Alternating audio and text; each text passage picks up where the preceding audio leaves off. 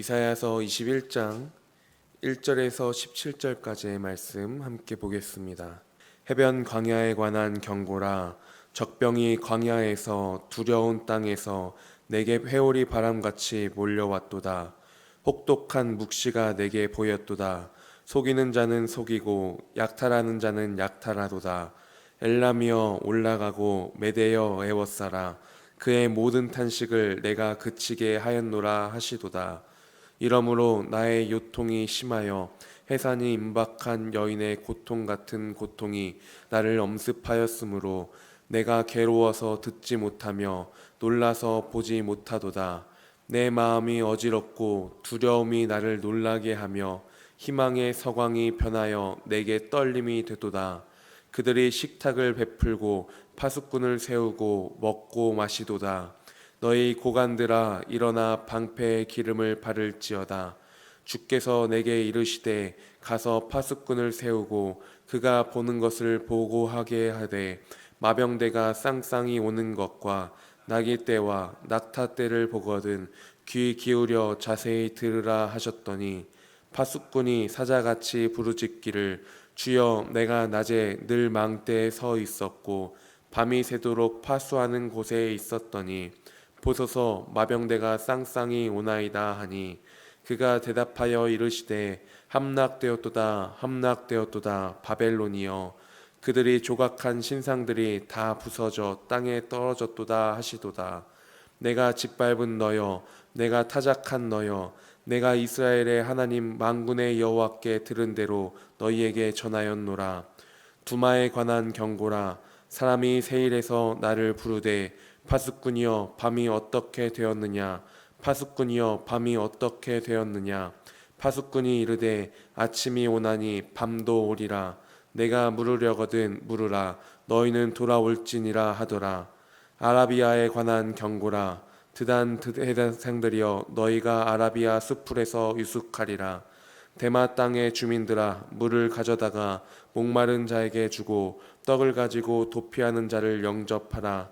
그들이 칼날을 피하여 뺀 칼과 당긴 활과 전쟁의 어려움에서 도망하였음이니라.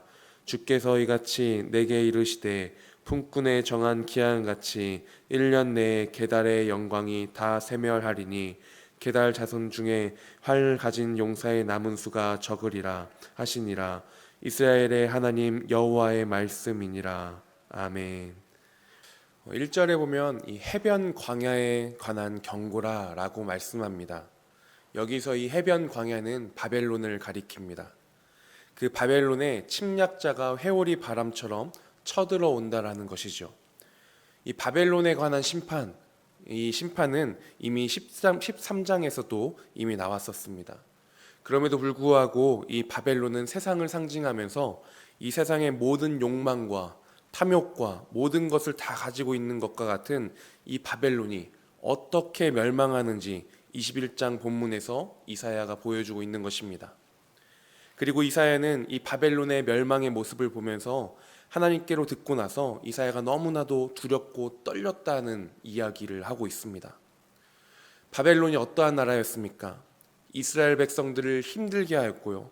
또 온 주변 국가들을 초토화하였던 바벨론이었습니다. 그리고 이 제국이 멸망하는 것은 기쁨만이 아니라는 것입니다. 멸망의 자체가 너무나도 처절하고 혹독했습니다. 그것을 환상으로 보는 것 자체가 두렵고 떨리는 것입니다. 우리가 영화나 TV에서 어떤 충격적인 모습들을 보았을 때, 어떤 무서운 모습들을 우리의 장면들을 보았을 때 그 장면들이 내 마음속에 내 머릿속에 깊이 남아서 그 잔상들이 이후에도 계속돼서 떠오르는 그런 모습들이 우리에게도 있지 않습니까? 과거의 어떤 충격적인 한 장면이 시간이 한참 지난 후까지도 이어져서 생생하게 떠올릴 수 있기도 하지 않습니까? 그래서 어떤 분들은 그 영향으로 어떠한 한 모습들을 보고선 고기를 평생토록 먹지 않는 분들도 있고요. 어떤 분들은 물에 절대 들어가지 않는 분들도 있고요. 어떤 분들은 그때만 어떤 상황만 계속해서 기억하면 얼마나 시간이 지났던지 간에 하염없이 눈물을 흘리며 또 어떤 분들은 두렵고 떨려하며 그런 모습들을 주변에서도 볼 수 있는 것 같습니다. 그렇게 이 2절에 혹독한 묵시가 내게 보였도다. 속이는 자는 속이고 약탈하는 자는 약탈하도다. 엘람이여 올라가고 메대여 애워 싸라. 그 혹독하고도 끔찍한 계시를 본다라는 것은 한편으론 이 이사야의 입장에서는 얼마나 두렵고 무서운 일이겠습니까? 그렇다면 이러한 마지막 종말의 때와 같은 무서운 심판을 보여주시는 까닭은 무엇입니까? 단순히 이사야에게 두려움을 주시기 위해서였겠습니까? 그것이 아니라 지금 돌이키기를 바라시는 하나님의 경고인 것입니다. 그리고 오늘까지 이런 본문들을 통해서 계속되는 두려운 심판의 모습들을 우리에게도 보여주시는 이유, 왜 우리가 두렵고 떨리는 것들을 보게 하시고 왜 우리가 말씀을 통해서 이러한 것들을 듣게 하시는 것일까요? 우리 가운데 회개하고 돌이켜야 할 부분들이, 우리 가운데 초점을 다시 한번 맞춰 나가야 할 부분들이 있다라는 것입니다. 우리는 지금 여기가 좋사오니 라고 말합니다.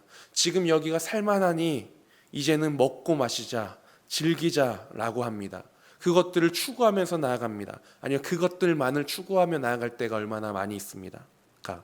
하지만 그 가운데 주님은 이런 말씀을 듣게 하시는 것입니다. 5절 말씀에 그들이 식탁을 베풀고 파수꾼을 세우고 먹고 마시도다.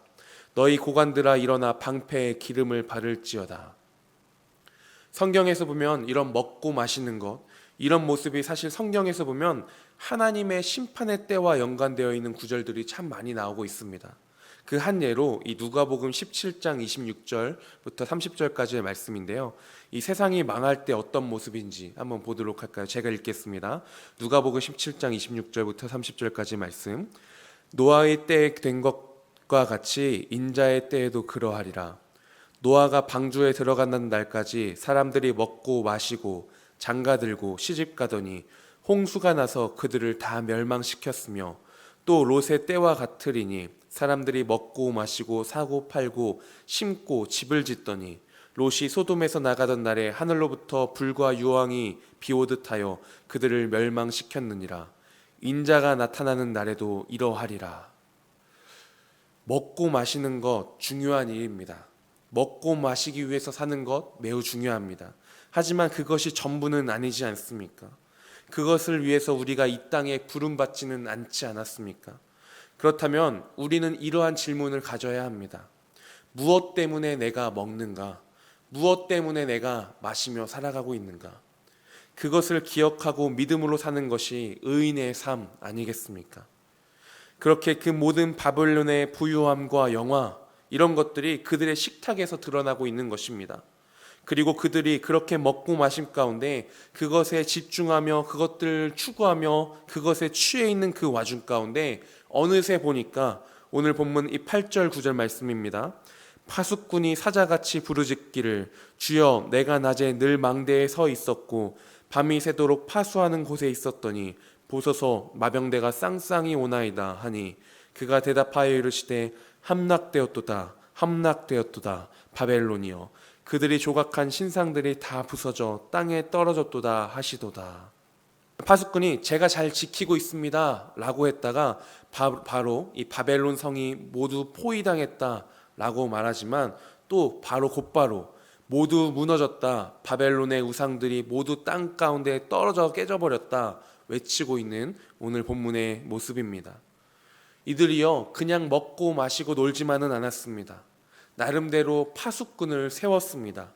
그리고 이 파수꾼도 열심히 그 맡은 바 일을 행했습니다. 그렇지만 그럴지라도 반드시 멸망의 날을 맞이하게 된다는 것입니다. 그만큼 군사적으로 확장하고 노력하고 준비할지라도 그때에 이런 이야기를 듣는 것이지요. 함락되었도다, 멸망했다, 모든 우상들이 무너졌도다. 우리는 오늘 말씀을 통해서 우리의 모습을 다시 한번 돌아보며 나아가기를 소망합니다. 유다가 아수르를 견제하기 위해서 이 바벨론을 의지하지만 그들도 의지할 대상이 아님을 다시 한번 보여주고 있는 오늘의 본문인 것이죠. 이런 것들을 깨닫고 돌이켜 나아가야 할 유다입니다. 그리고 바벨론에 임할 심판의 모습을 듣고 그 모습에 두려워하던 이 선지자의 모습을 기억한다면 오늘 우리의 삶 가운데 먹고 마시는 것, 세상의 것을 쫓아 살며 그것들을 위한 삶을 살아가는 나의 삶의 모습들을 내려놓고 오직 주 여호와 하나님만을 의지하며 나아가기로 다시 한번 결단하며 나아갈 수 있는 우리의 삶이 되기를, 그러한 우리의 오늘 하루가 되기를 소망합니다. 그것이 없으면요, 이 12절에 두마에 관한 경고에서 나오듯이 주께로 돌이키지 않으면 결국 아침이 오는 것 같지만 다시 밤이 올 것이라는 것입니다. 진정한 아침, 진정한 빛이 올 수 없는 것입니다. 이 시간 함께 기도하실 때 주님, 세상의 그 어느 것도 그 누구도 해결책이 될 수 없습니다. 온 세계를 경영하시는 주님, 주님께로만 희망을 두며 주님만을 의지하며 살아가는 복된 하루 되게 하여 주시옵소서.